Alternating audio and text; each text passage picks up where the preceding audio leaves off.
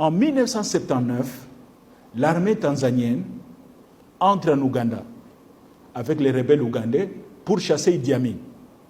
Idi Amin Dada est chassé du pouvoir. On remet au pouvoir un ancien président qui s'appelle Milton Obote en 79. En 81, un collaborateur de Milton Obote décide, lui, de faire la rébellion parce qu'il n'est pas content de la gestion d'Obote. Il s'appelle Yoweri Kaguta Museveni. Il entre dans la bourse avec 26 camarades pour commencer la guerre. Et parmi ces 26 camarades, il a un ami rwandais qui s'appelle Fred Rugema, enfant des réfugiés rwandais qui ont grandi en Ouganda. Donc ils entrent dans les maquis, ils commencent à faire la guerre. Maintenant, Fred Rugema commence à sensibiliser les enfants des réfugiés rwandais. Pourquoi?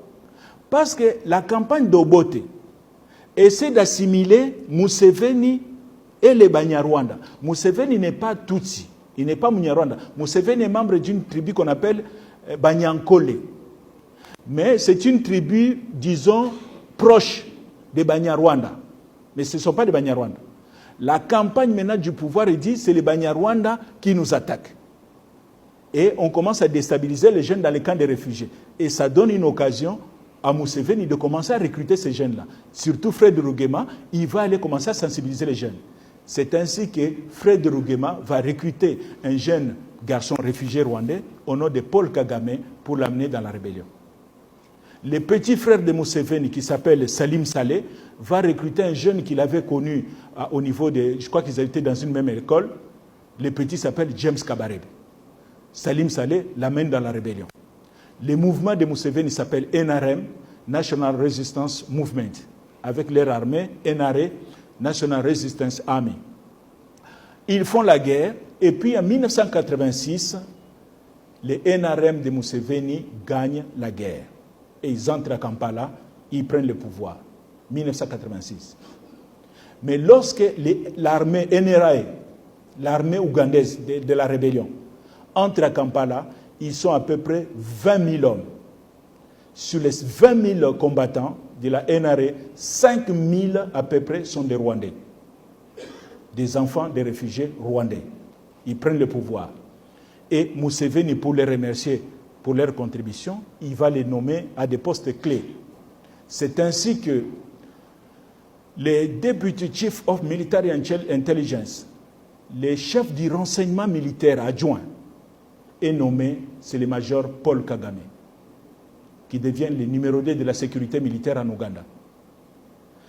Le lieutenant James Kabarebe est nommé, il est AIO, Intelligence Officer, agent de renseignement, dans l'armée ougandaise. Donc ils vont évoluer comme ça, de 1986, mais plus le temps passe, les Ougandais commencent à murmurer, les vrais Ougandais. Ils disent, mais comment on peut accepter quand même dans notre pays? Tout le monde sait que ces gens-là, c'est des Rwandais, ils ont des positions clés. Donc, il y a une tension qui commence à monter au sein de l'opinion ougandaise. Museveni dit, ça m'amènera des problèmes, ça. Il faut que je me débarrasse de mes alliés qui deviennent encombrants. La meilleure façon de se débarrasser de ces anciens alliés, c'est de les aider à rentrer chez eux. Et c'est ainsi qu'ils vont créer, Fred Rugema va créer une structure politique qui va appeler FPR, Fonds patriotique rwandais, avec une branche armée qui s'appelle APR, Armée patriotique rwandaise. Et le 1er octobre 1990, avec soi-disant des équipements volés à l'armée ougandaise, Museveni a dit, oui, ils ont volé. En réalité, on sait que Museveni avait fermé les yeux. Ils vont prendre des armes, des jeeps et tout. À peu près 3000 combattants traversent la frontière rwandaise avec l'objectif de prendre Kigali en 5 jours.